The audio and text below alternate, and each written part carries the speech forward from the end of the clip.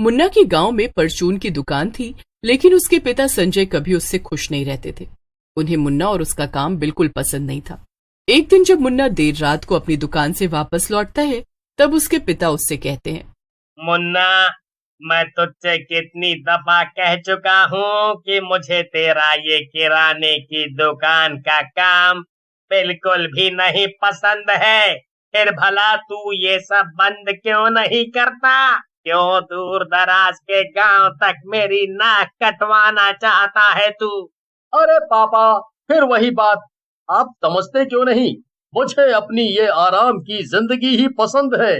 भला क्या फायदा इतनी मेहनत और भाग दौड़ करने से कम मेरी जिंदगी में सुकून तो है। हे भगवान, इस लड़के का क्या होगा?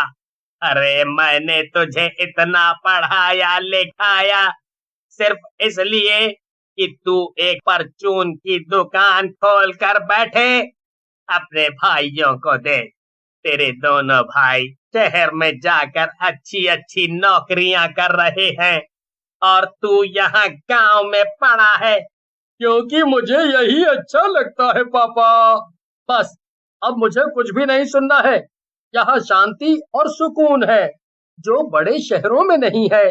इसीलिए मैं कहीं नहीं जाऊंगा। मुन्ना इतना बोलकर अपने कमरे में चला जाता है।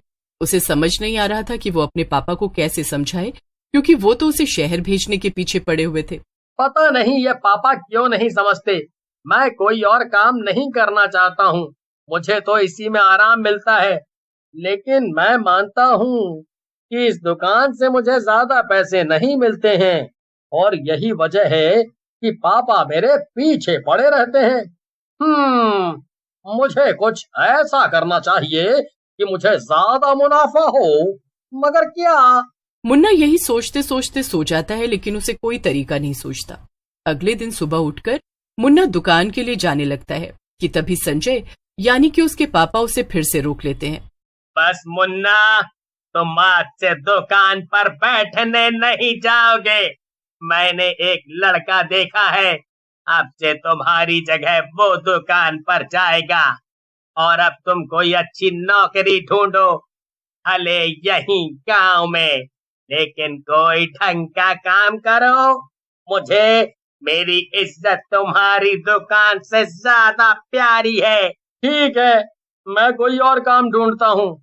हाँ, और काम ऐसा होना चाहिए जहाँ तुम्हारी पढ़ाई काम आए और गांव वाले तुम्हें इज्जत दें, समझे? वो समझ गया। ठीक है पापा, अब बार बार मुझसे एक ही बात मत करो, वरना मैं घर छोड़कर कहीं चला जाऊंगा। हाँ, बड़ा आया घर छोड़ कर जाने वाला। पहले जरा ढंग से कमाना तो सीख जा, फिर देना ये घर छोड़ने की धमकियां। मुन्ना बिना कुछ बोले गुस्से में घर से बाहर निकल जाता है और इधर उधर टहलने लगता है। उसे खुद भी नहीं पता था कि वो कहाँ जा रहा था, मगर वो गहरी सोच में डूबा था कि तभी अचानक से उसके पैर से कोई चीज लड़ती है और मुन्ना जमीन पर गिर जाता है। अरे ये क्या है?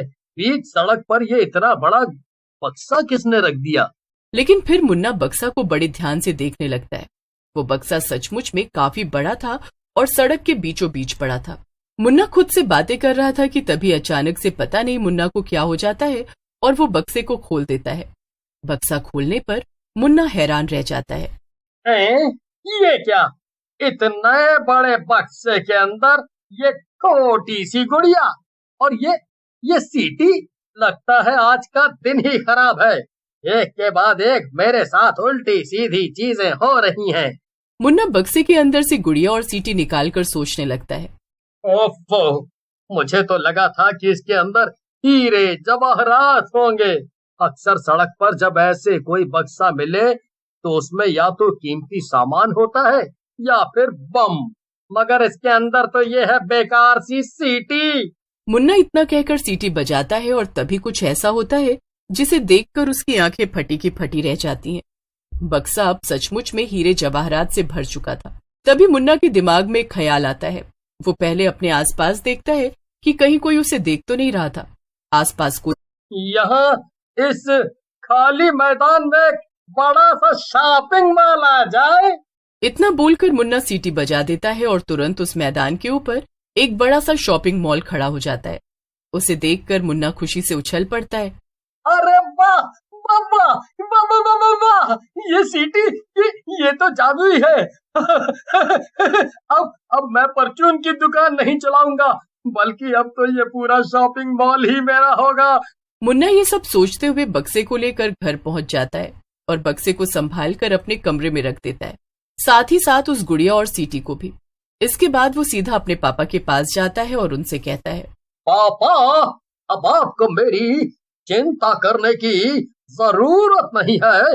अब मैं अपनी परचून की दुकान पर नहीं, बल्कि अपने बड़े से शॉपिंग मॉल में बैठूंगा। क्या इसका क्या मतलब है? कहीं तुम नशे में तो नहीं हो मुन्ना? अब तुमने ये सब भी शुरू कर दिया है क्या? क्या? नहीं नहीं पापा, मैं सच कह रहा हूँ। अब से मैं अपना शॉपिंग मॉल चलाऊंगा। आप यूं समझ लीजिए कि मेरी लॉटरी लग गई है। क्या सच में? अगर वाकई में ऐसा है तो मुझे कोई दिक्कत नहीं है। ये सुनकर मुन्ना खुश हो जाता है और वापस अपने कमरे में चला जाता है। तभी उसकी नजर सीटी के पास रखी गुड़िया पर पड़ती है। मुन्ना सोच में पड़ जाता है, लेकिन फिर वो गुड़िया को अपनी अलमारी में बंद करके रख देता है। वो बक्सा वापस से खोलता है। उसके अंदर अभी भी हीरे जवाहरात रखे हुए थे। उफ, बड़ी प्यास लग रही है।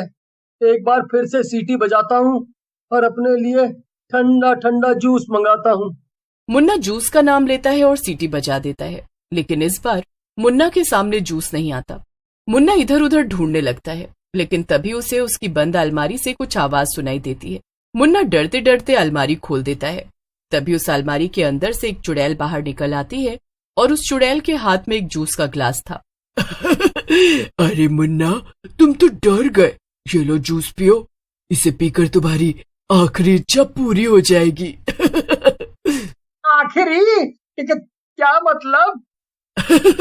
मतलब कि वो कोई जादुई बक्सा नहीं, बल्कि मौत का बक्सा है। मेरा बक्सा। जिस भी आदमी को ये मिलता है वो उसे खोलकर जरूर देखता है। वो सीटी से अपनी इच्छा भी मांगता है और लालच के चलते वो एक दो और फिर तीसरी भी इच्छा मांगने लगता है, लेकिन उसे नहीं पता कि इस सीटी से सिर्फ 3 इच्छाएं मिलती हैं। तो ये सब एक जाल था?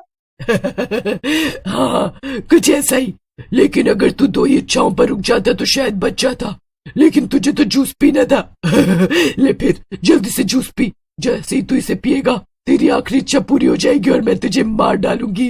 मुन्ना अपने कमरे में इधर उधर भागने लगता है, लेकिन चुड़ैल उससे कहती है, अरे अरे भाग रहे, जूस तो तुझे पीना ही पड़ेगा वरना मैं तुझे मारूंगी कैसे। रुक जा।